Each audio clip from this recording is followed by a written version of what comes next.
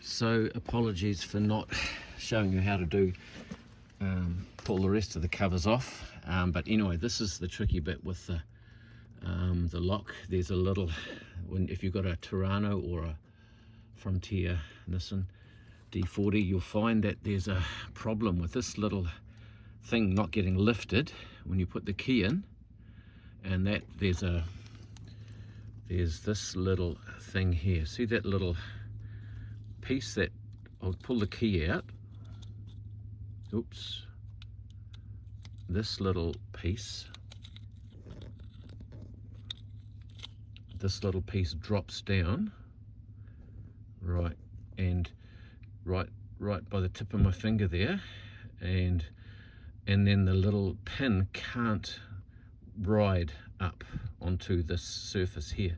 So what I've done is done a little ramp, filed a little ramp with the edge of a small file, flat file.